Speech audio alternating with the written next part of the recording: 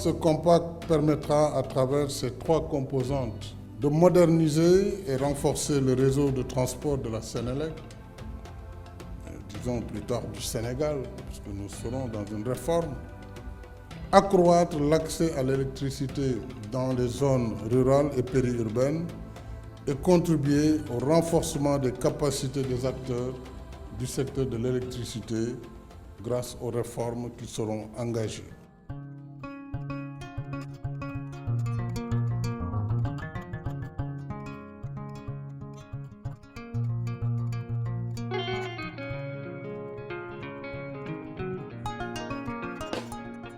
Le PSE est bâti sur 3 axes majeurs et pour en tout cas améliorer le fonctionnement de ces axes-là, nécessairement l'énergie a été identifiée comme un intrant majeur. Mais particulièrement l'électricité a été identifiée comme un secteur qui doit être réformé.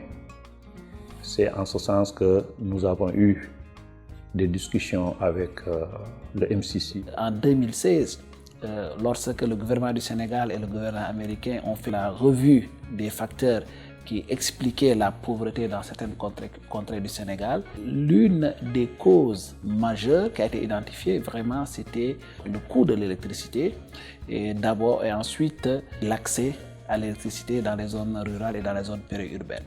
Et donc, par rapport à ça, le portefeuille de projets aujourd'hui accès et transport a été développé, mais en le développant, on s'est rendu compte qu'il est extrêmement important de faire toutes les réformes nécessaires dans le secteur pour assurer sa viabilité financière et sa bonne gouvernance à long terme. Et donc, c'est ce qui explique aujourd'hui le pourquoi de cette composante majeure qu'est la réforme du secteur aujourd'hui dans l'architecture globale du compact. Le code de l'électricité a été promulgué en juillet 2021 et donc aujourd'hui les équipes du ministère, les équipes de MCA Sénégal, le régulateur et l'opérateur travaillent ensemble à sortir les textes d'application. Aujourd'hui, si on devait résumer le code de l'électricité, c'est-à-dire la loi 2021-31 qui a été adoptée en juillet 2021, on parlerait d'abord du cadre institutionnel.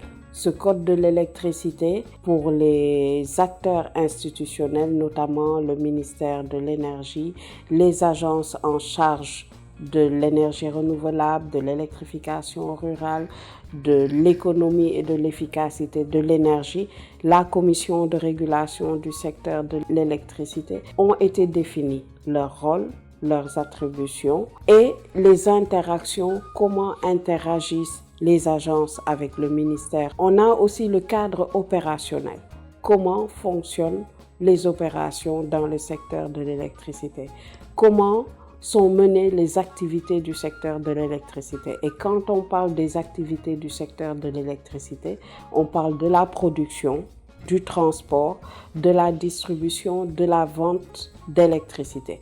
On voit que dans le code, les nouvelles technologies nous permettent d'aborder et de réglementer une nouvelle activité, qui est le stockage de l'énergie.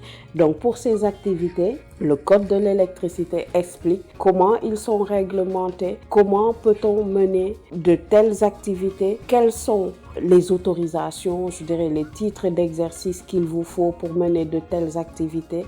On a soit une licence, une concession, un affermage et le code de l'électricité revient sur la restructuration du secteur, notamment la restructuration de Sénélec qui était prévue dans la réforme de 98 mais qui n'avait pas été réalisée. Aujourd'hui, le code de l'électricité redéfinit le cadre de restructuration de Sénélec, rapporte des éclaircissements et apporte même un timing sur la mise en place de l'accès des tiers au réseau, c'est-à-dire l'ouverture progressive du marché de l'électricité au Sénégal, où certains clients dénommés clients éligibles pourront s'approvisionner auprès de fournisseurs de leur choix.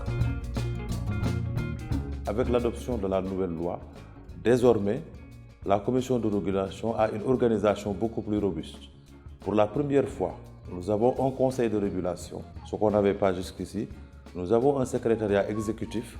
Et enfin, dernier élément, nous avons un comité de règlement des différends chargé un peu d'arbitrer les conflits qu'il peut y avoir dans le secteur entre les opérateurs et entre les opérateurs et le consommateur. Donc une organisation beaucoup plus robuste. Deuxième apport, c'est en termes d'attribution. Jusqu'ici, nos attributions classiques ont été renforcées où désormais la Commission de régulation de l'énergie a des attributions sur le plan stratégique, a des attributions sur le plan technique et a de nouvelles attributions sur le plan tarifaire et enfin a un pouvoir renforcé, surtout en termes de sanctions. Comme vous le savez, aujourd'hui, Senelec est une société intégrée verticalement.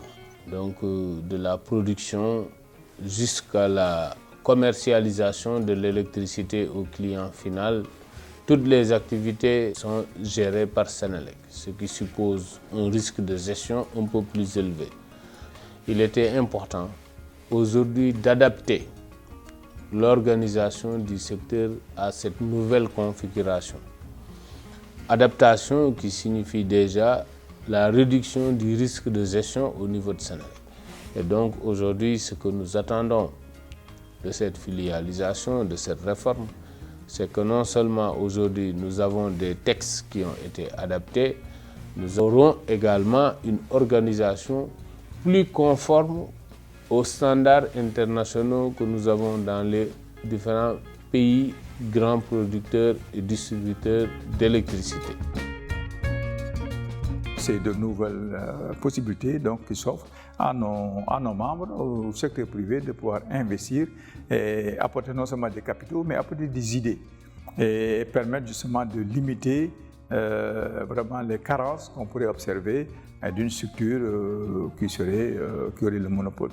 C'est de belles perspectives, c'est de très belles réalisations et je pense que nous demandons que cela et c'est une réforme qu'il faudra penser avec intelligence pour permettre au plus grand nombre d'intervenir, mais il y a une gouvernance très claire et ne jamais oublier le caractère stratégique vraiment de ce secteur-là qui est vital pour toute nation. Ce sera l'opportunité pour les populations de bénéficier d'une énergie propre et à un prix compétitif. Nous savons tous que ce soit le MCA ou bien les gouvernants du Sénégal, leur objectif c'est de fournir de l'énergie à toute la population sénégalaise horizon 2025 à un prix compétitif. Donc nous ne voyons pas cela comme un défi, mais comme une opportunité pour nous de nous engager davantage avec les populations, avec notre client, pour pouvoir fournir la meilleure technologie possible, au meilleur prix possible. Et je suis sûr que ce sera pareil pour les autres entreprises. Quand on prône le développement d'une concurrence dans le cadre d'un service public, il y a un droit fondamental qui est concédé aux consommateurs par les principes directeurs pour la protection des consommateurs. C'est le droit au choix. Et c'est dans ce sens que nous apprécions beaucoup cette possibilité qui sera donnée aux consommateurs donc, de pouvoir en tout cas faire appliquer les droits fondamentaux qui lui sont concédés par tous les textes. L'adoption de ces lois vient compléter le cadre juridique qui était nécessaire pour la mise en œuvre de la stratégie Gas to Power. Au niveau sous-régional, ce code de l'électricité va nous donner les moyens juridiques de respecter les directives de la CEDEAO relatives au marché régional de l'électricité avec un accès libre et non discriminatoire au réseau de transport. La réforme permettra au Sénégal de s'aligner sur les meilleurs standards en matière de gouvernance, de promotion de l'équité et d'égalité. Elle favorisera l'émergence d'un secteur privé national fort grâce aux dispositions législatives et réglementaires sur le contenu local. Cette réforme permettra d'appuyer les efforts du gouvernement du Sénégal pour améliorer la viabilité du secteur et créer un environnement favorable à l'investissement privé. In fine, ces réformes renforceront l'attractivité du secteur et la compétitivité globale de notre économie. Elles permettront ainsi de soutenir nos politiques industrielles et de développer les agropoles et les zones économiques spéciales pour la création massive de richesses et d'emplois, notamment pour les jeunes et les femmes.